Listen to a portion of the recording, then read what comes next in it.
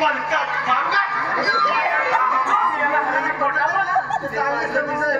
जास्त बोललं तर तोंडा टाकीन मसाला तुझ्या